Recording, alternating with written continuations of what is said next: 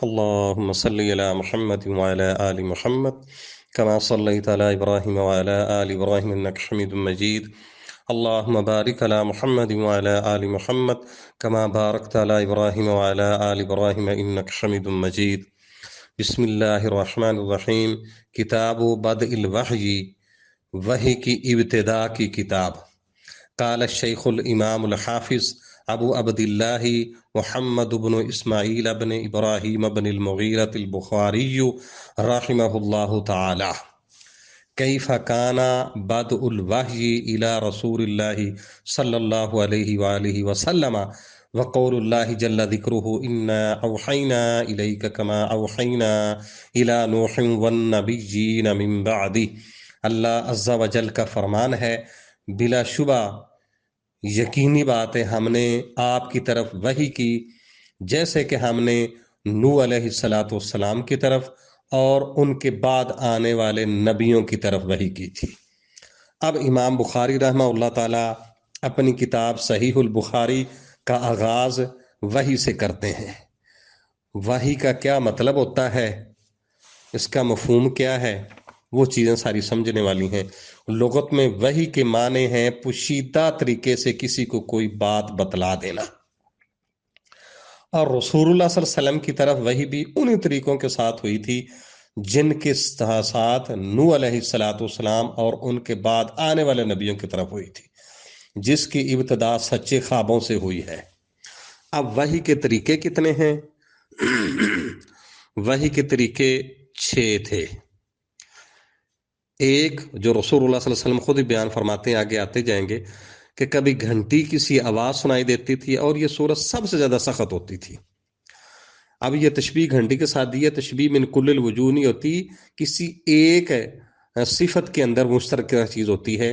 جو آپ لوہا گھسیٹیں یا گھنٹی کے بعد جو ٹانگ گھون کی آواز ہوتی ہے نا، اس کے ساتھ اس کو تشبیہ دی گئی ہے. کیونکہ کئی لوگ اسے سمجھتے ہیں جی میوزک کے ساتھ آتی تھی، وہ نظریہ غلط ہے. کبھی فرشتہ ایک انسان کی شکل میں سامنے آ جاتا، جس طرح جبریل علیہ السلام دہیہ قلبی کی شکل میں آتے تھے، اور کبھی جبریل علیہ السلام رسول اللہ صلی اللہ علیہ وسلم کے پاس اپنی اصل شکل میں آ جاتے.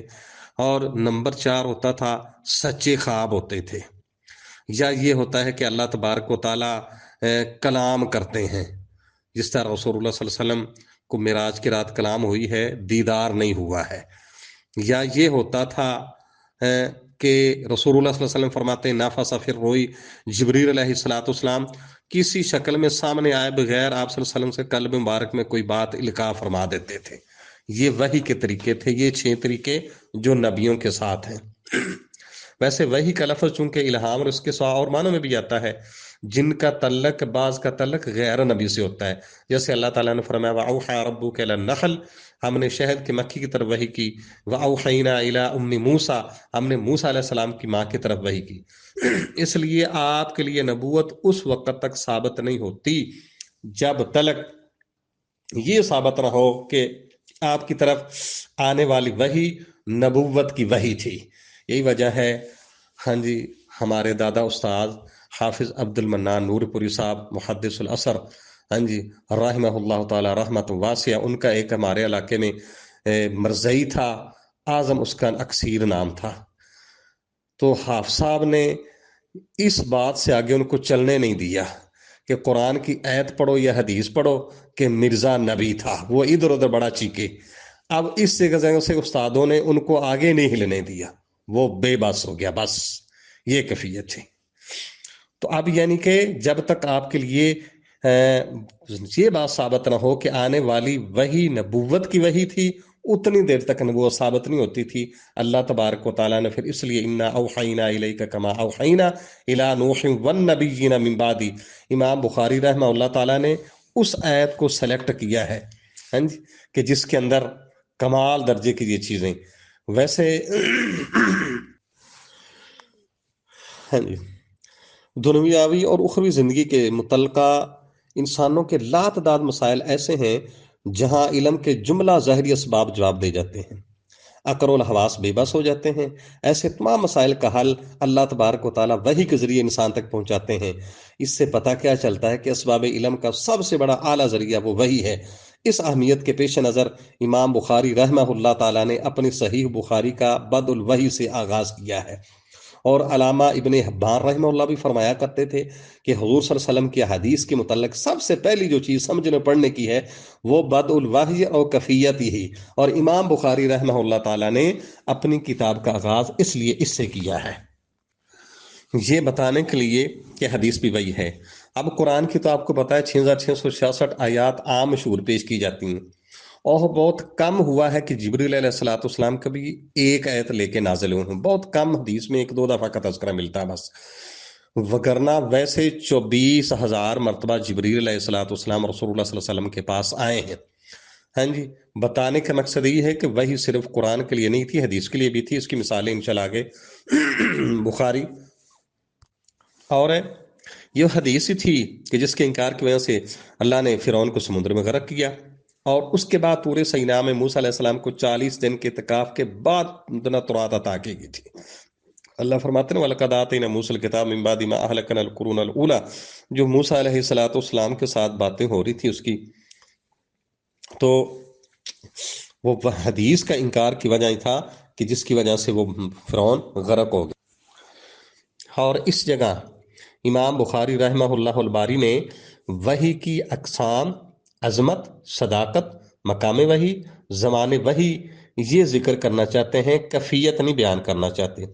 وحی کی کیفیت کیسے ہوتی تھی اس کو ثابت کرنے کے لیے امام بخاری رحمہ اللہ تعالیٰ نے فضائل قرآن میں الگ جو ہے نا باب قائم کیا ہے، کیف نزل الوحی۔ لیکن امام بخاری رحمہ اللہ تعالیٰ اس کے لیے آیت کریمہ وہ لائے ہیں جس میں مذکورہ امور ثابت ہوتے ہیں۔ اس سے امام بخاری رحمہ اللہ تعالیٰ کی باریک بینی اور ان کی فقاہت کا پتہ چلتا ہے کہ اپنے مدعا کو ثابت کرنے کے لیے ایسے آیت کا انتخاب کیا ہے جس میں وحی، مبدا وحی اور حاملین وحی کے متعلق اتنی تاکیدات ہیں جو کسی دوسری آیت میں نہیں ہیں۔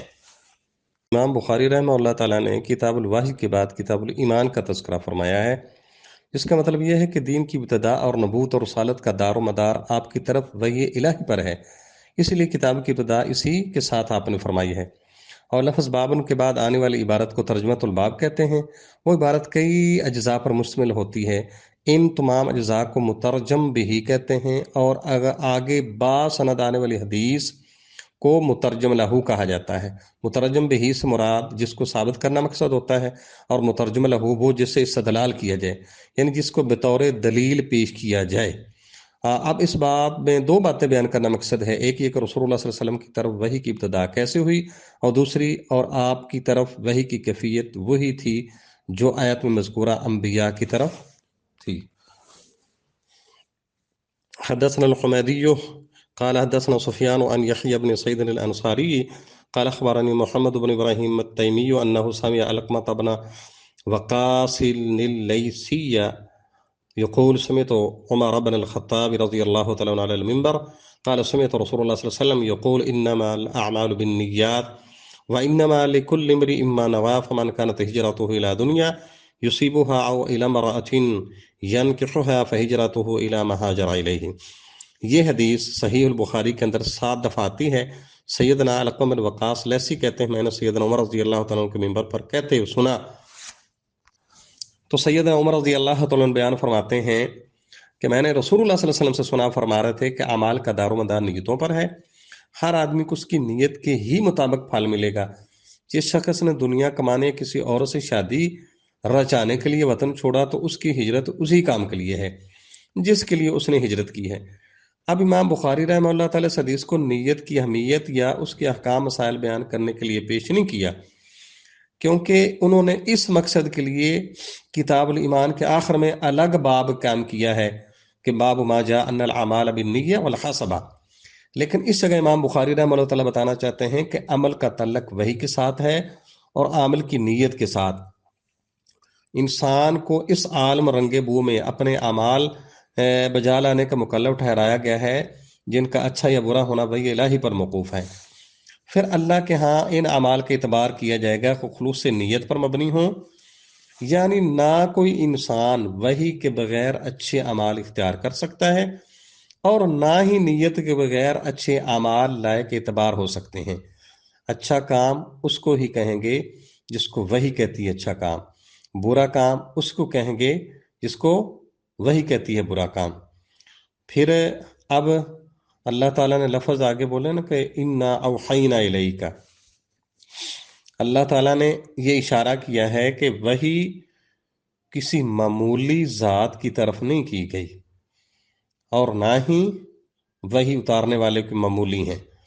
جس طرح وہی اتارنے والا بڑی شان والا ہے، اسی طرح جس کی سلیکشن ہوئی ہے وہ بھی اخلاص کے انتہائی اعلی درجے پر فائز ہے۔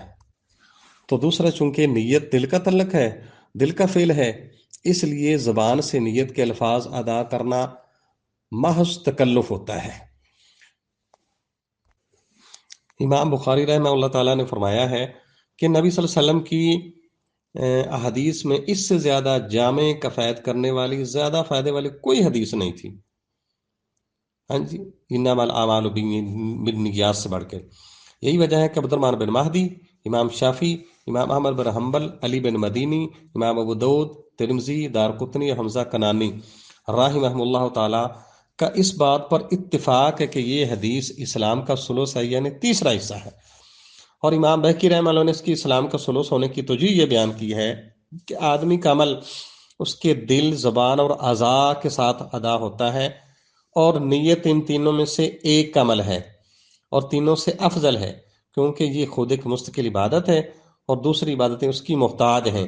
اس لیے امام بخاری رحمہ اللہ تعالیٰ نے نیت کو پہلے پیش کیا ہے۔ اب یہ جو بات مشہور ہے کہ وہ ایک صحابی تھا، ام قیس نامی عورت کے لیے ہجرت کی، جو طبرانی والی حدیث عبداللہ بن مسعود اس کے راوی ہے، لیکن وہ تو ثابت ہی کوئی نہیں، وہ منقطع روایت ہے، وہ ثابت ہی نہیں ہے۔ یہ بھی کیسے ہو سکتا ہے کہ صحابہ کرام رضوان اللہ علیہم اجمعین عورتوں کی خاطر ہجرت کریں؟ یہ تو بات درست نہیں ہے۔ اب سید عمر رضی اللہ تعالیٰ عنہ کی مرویات ٹوٹل ہیں 539، 10 ان میں سے متفق علیہ ہیں، 19 بخاری میں ہیں، 25 مسلم میں ہیں، اور یہ 7 دفعہ روایت لائے ہیں امام بخاری رحمہ اللہ تعالیٰ، اور 7 دفعہ استاد علیحدہ علیحدہ ہیں۔